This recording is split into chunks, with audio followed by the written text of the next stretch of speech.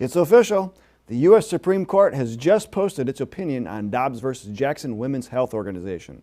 It finds the Constitution does not confer a right to abortion. Roe and Casey are overruled, and the authority to regulate abortion is returned to the people and their elected representatives. Now, let's read just a few excerpts from the opinion to give you an idea of what the court is thinking. First, the court reviews the standard that the court's cases have used to determine whether the 14th Amendment's reference to liberty protects a particular right. The Constitution makes no express reference to a right to obtain an abortion. Next, the court examines whether the right to obtain an abortion is rooted in the nation's history and tradition and whether it is an essential component of ordered liberty. The court finds that the right to abortion is not deeply rooted in the nation's history and tradition.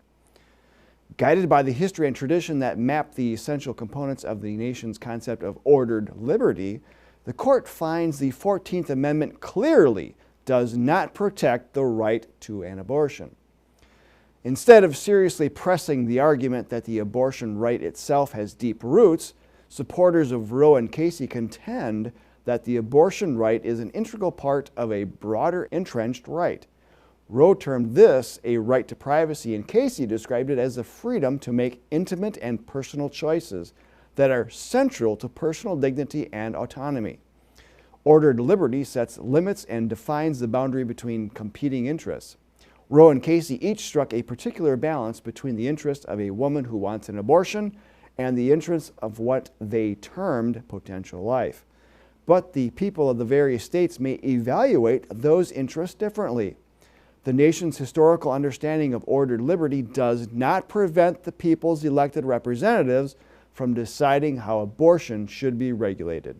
They continue, the nature of the court's error, like the infamous decision in Plessy versus Ferguson, Roe was also egregiously wrong and on a collision course with the Constitution from the day it was decided. Casey perpetrated its errors, calling both sides on the national controversy to resolve their debate, but in doing so, Casey necessarily declared a winning side. Those on the losing side, those who sought to advance the state's interest in fetal life, could no longer seek to persuade their elected representatives to adopt policies consistent with their views. The court short-circuited the democratic process by closing it to a large number of Americans who disagreed with Roe. Now, ladies and gentlemen, it's a great day that the Supreme Court has finally righted its wrong. But it's a sad day that it's at the expense of more than 62 million lives. Roe v. Wade offers us a series of civic lessons for all Americans. So let's get into these. First and foremost is that the judicial system violates the very first line of the Constitution after the preamble. All legislative powers herein granted shall be vested in a Congress. Even those with a rudimentary grasp of mathematics understand that all legislative powers leaves none for the other two branches of the federal government. The court's opinion of Roe v. Wade was just that, an opinion that binds plaintiff and defendant. It should have never been the rule of law, or even worse, a right created by government that it has now taken away.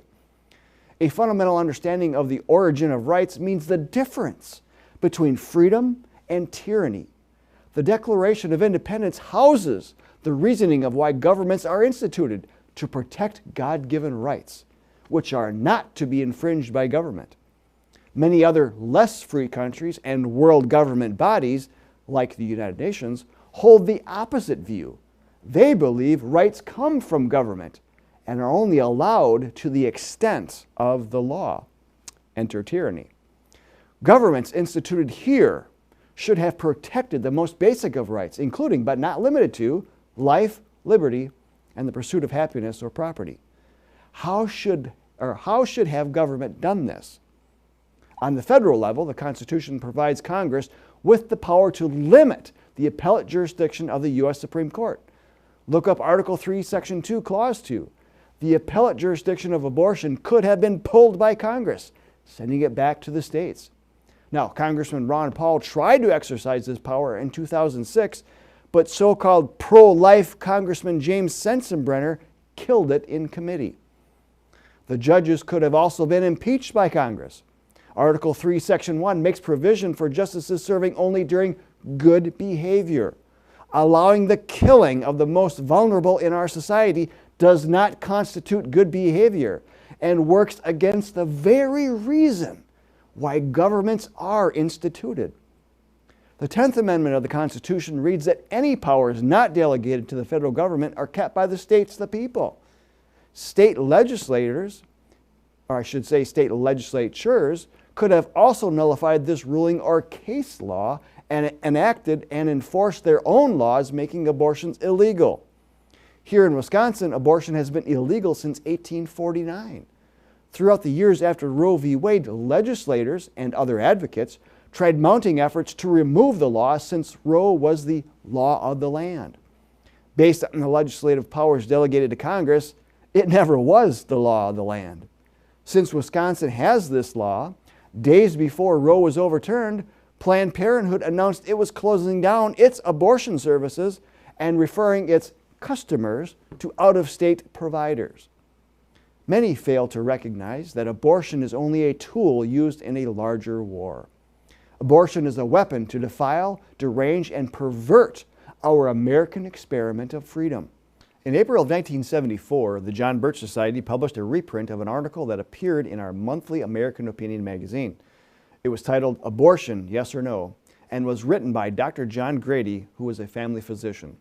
He wrote, "Many Americans who have objectively studied our national problems and who are fortunate enough to have been exposed to factual and undistorted information contend that much of what is happening in America today is the result of a deliberate, organized, and multifarious attack on the principles, morals, cultures, and ideals which constitute the firm foundation of the United States of America and of Western civilization.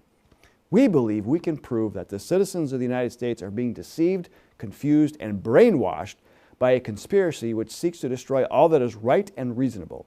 Furthermore, the American people are being conditioned to accept the destruction of their own great nation and are even being programmed to aid and assist in their own demise. Abortion is only one of many issues. The whole picture includes drug abuse, alienation of youth, disrespect for authority, religious decline, decay of the family structure, destruction of traditional education, revolution on the campus, racial strife, undermining of law enforcement and the judicial system, increase in homosexuality and perversion, inflation, repudiation of our currency, registration and confiscation of firearms, no-win wars, destruction of national pride and prestige, deliberate loss of United States military superiority and economic strength, planned and fabricated shortages of fuel and food leading to rationing and increasing controls over the American people, and the imposing of unconstitutional regional government, which is a subtle transformation of our American Republic into a federal socialist dictatorship. Although written nearly 50 years ago, this reads like it was written for today. It offers a deeper understanding that overturning Roe is a battle won, but certainly not the full war. It also demonstrates the grasp of the scope of this war by the John Birch Society. Dr. Grady concluded, "Abortion is murder of the innocent, it is immeasurably evil, and it is American genocide. Yet to fight abortion without understanding and fighting the total conspiracy is to ensure certain and total defeat." The John Birch Society offers full understanding of the problem and the organization and plan needed to defeat it. The state of America is tied directly to what the electorate will tolerate. And an electorate, ignorant of the tools available to fix abuses, will see those abuses languish and multiply. The success of the Republic hinges on the electorate. It needs to be informed and willing to act. So let's celebrate that the Supreme Court finally got it right. More than half the states have either outlawed abortion or limited the practice of it. But let's also be more familiar with the tools available to us to right those constitutional wrongs, so we're not waiting 49 years at the expense of more than 62 million lives. Join the John Birch Society today to bring about such an electorate that will restore the constitutional basics of this country and win the larger war. Visit jbs.org. I'm Bill Hahn for the John Birch Society. Until next time, stay informed, stay active, and get organized, patriots.